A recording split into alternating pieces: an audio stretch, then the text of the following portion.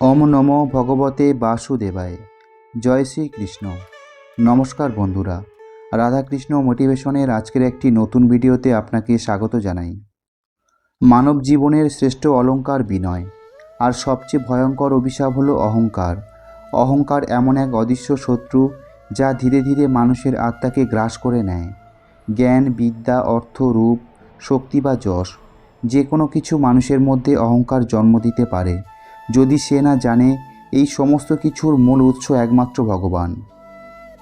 শ্রীমদ্ ভগবদ্গীতায় ভগবান শ্রীকৃষ্ণ আমাদের বারবার সতর্ক করে দিয়েছেন অহংকারের ভয়ানক ফলাফল সম্পর্কে। তিনি বলেছেন, যে ব্যক্তি অহংকারে অন্ধ সে কখনো পরম সত্য উপলব্ধি করতে পারে না। শ্রীকৃষ্ণ বলেন, অহংকার অজ্ঞতার পরিচয়, তা ধ্বংসের পথ নির্দেশ করে। অহংকার মানুষের মধ্যে এমন এক মিথ্যা অনুভব সৃষ্টি করে যে সে ভাবে আমিই সব, আমার ছাড়া কিছুই হয় না। অথচ বাস্তব হলো, যা কিছু আমাদের জীবনে আছে তা ঈশ্বরের দান।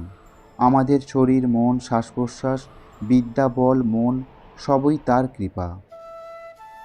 পৃথিবীর ইতিহাস জুড়ে দেখা যায় অহংকার কখনোই স্থায়ী কিছু আনতে পারেনি।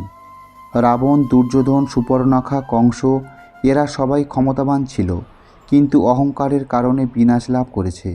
আবার অন্যদিকে হরণী, বিদুর, প্রহ্লাদ, সুদামা, হনুমান এরা সবাই বিনয়ী ছিল, বলহীন হয়েও ঈশ্বরের কৃপা লাভ করেছে। অহংকার শুধু আত্মবিনাশী ডেকে আনে না, বরং সে মানুষকে পর থেকে আলাদা করে ফেলে। অহংকারী মানুষ ভেবে বসে সেই শ্রেষ্ঠ, অন্যরা তুচ্ছ। এতে করে সে কখনো ভালো পরামর্শ গ্রহণ করতে পারে না, নম্র হতে পারে না, ঈশ্বরের শরণ নিতে পারে না। ভগবান শ্রীকৃষ্ণ গীতায় বলেন, কর্ম করো কিন্তু অহংকার করো না, কারণ সব কিছুর নিচে চলছে ঈশ্বরের অদৃশ্য হাত। অহংকার ছাড়তে চাইলে প্রথমে চাই আত্মজ্ঞানের অভ্যাস।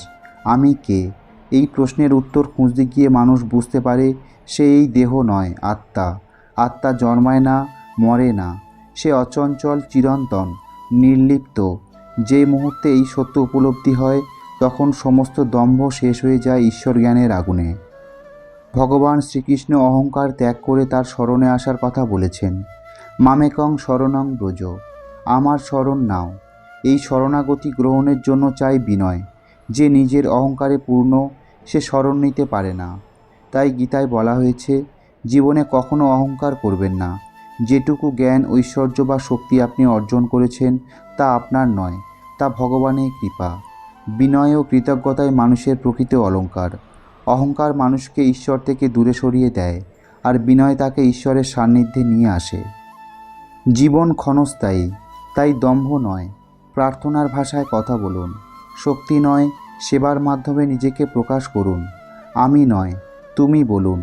এইভাবেই জীবন হবে সত্য, শান্ত ও ঈশ্বরময়।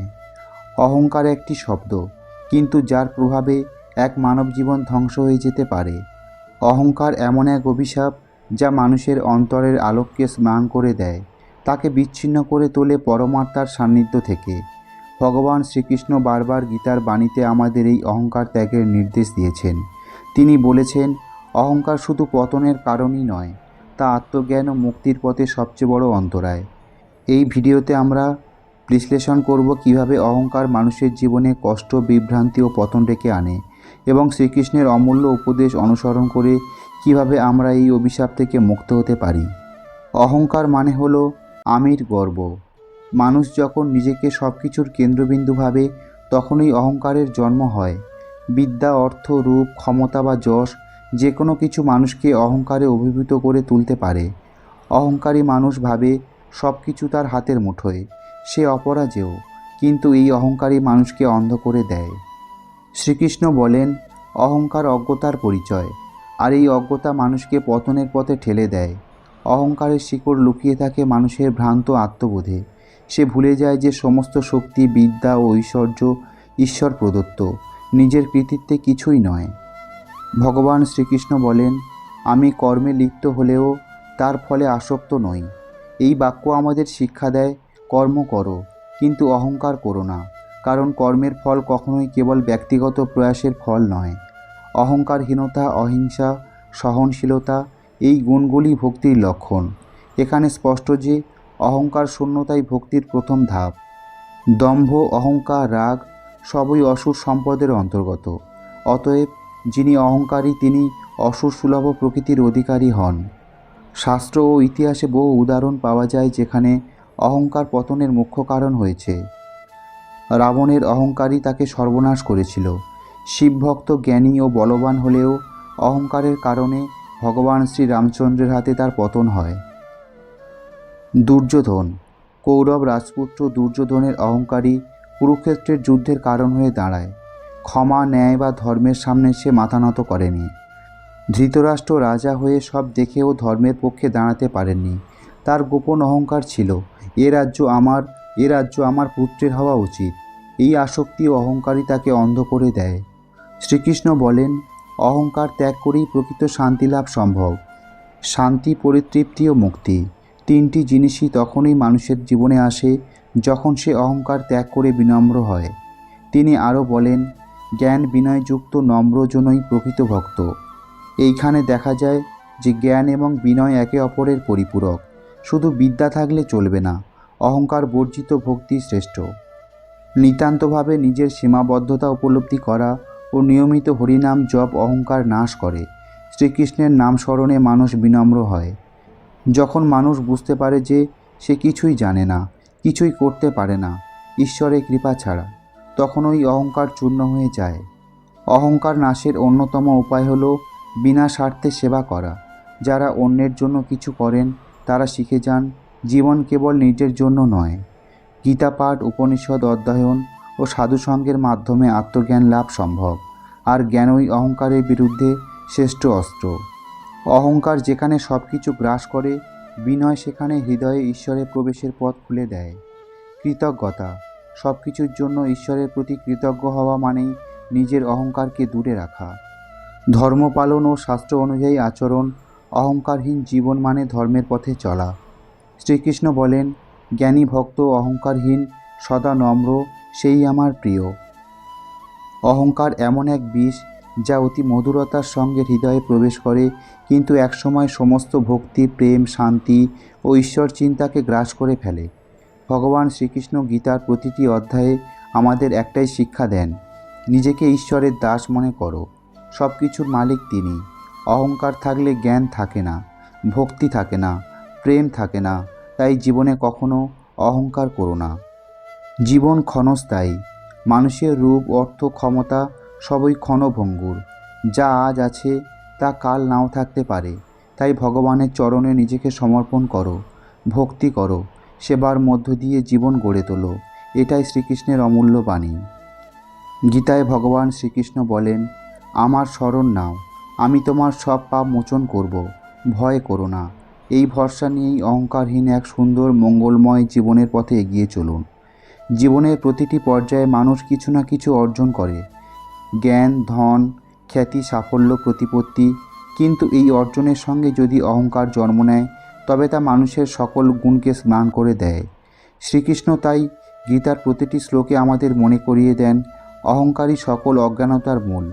অহংকার মানুষকে বিভ্রান্ত করে, তাকে নিজ আত্মার সত্য থেকে বিচ্যুত করে ও অবশেষে আত্মবিনাশের দিকে ঠেলে দেয়। আজকের সমাজে অহংকার যেন এক অদৃশ্য ব্যাধি হয়ে ছড়িয়ে পড়ছে। কেউ জ্ঞান নিয়ে, কেউ সম্পদ নিয়ে, কেউ রূপ নিয়ে, কেউ ক্ষমতা নিয়ে অহংকারী হয়ে ওঠে। কিন্তু বাস্তব হলো এই সব কিছুই ক্ষণস্থায়ী। যে রূপ আজ আছে তা কাল নাও থাকতে পারে। যে অর্থ আজ আছে তা মুহূর্তে হারিয়ে যেতে পারে। যে সম্মান আজ রয়েছে তা একটি ভুল সিদ্ধান্তেই বিলীন হয়ে যেতে পারে। এই অনিত্যতার মধ্যেই শ্রীকৃষ্ণ আমাদের শিখিয়েছেন, নিজেকে ঈশ্বরের দাস ভাবো, সব কিছুর কর্তা তিনি।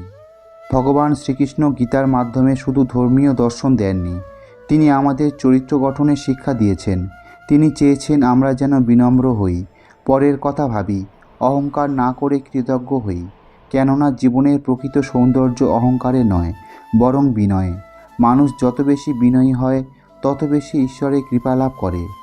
তিনি বলেছেন যে অহংকারহীন, নম্র ও কৃতজ্ঞ সেই আমার প্রিয়। তাই আজ এই আধুনিক জগতে দাঁড়িয়ে আমাদের প্রত্যেকেরই প্রয়োজন অন্তর্দৃষ্টি। আমাদের উচিত নিজের সীমাবদ্ধতা উপলব্ধি করা, নিজের অর্জনের জন্য ভগবানের প্রতি কৃতজ্ঞ থাকা এবং অহংকার নামক অদৃষ্ট শত্রুর বিরুদ্ধে আত্মিক সংগ্রামে নামা। মনে রাখতে হবে, অহংকার নেই যেখানে, সেখানেই ঈশ্বরের বসবাস। যেখানে আমি নেই সেখানে ভগবান আছেন। এটাই কৃষ্ণবাণীর চূড়ান্ত বার্তা। আসুন আমরা অহংকার ত্যাগ করে নম্রতা, কৃতজ্ঞতা ও ভক্তির পথে চলি। শ্রীকৃষ্ণের এই অমূল্য উপদেশ গ্রহণ করে জীবনকে ধন্য করি। আজকের ভিডিওটি এখানেই শেষ করলাম। প্রিয় শ্রোতা বন্ধুরা, যদি আজকের এই ভিডিওটি দেখে আপনি সমৃদ্ধ হন তাহলে অবশ্যই একটি লাইক করার অনুরোধ করব। আর তার সাথে যদি আপনি আমাদের এই চ্যানেলে নতুন শ্রোতা হয়ে থাকেন তাহলে অবশ্যই চ্যানেলটিকে সাবস্ক্রাইব করে রাখুন। সবাই ভালো থাকুন, সুস্থ থাকুন। মঙ্গলময় শ্রীকৃষ্ণের কৃপায় আপনার জীবন আরও সার্থক হয়ে উঠুক। রাধে রাধে, জয় শ্রীকৃষ্ণ।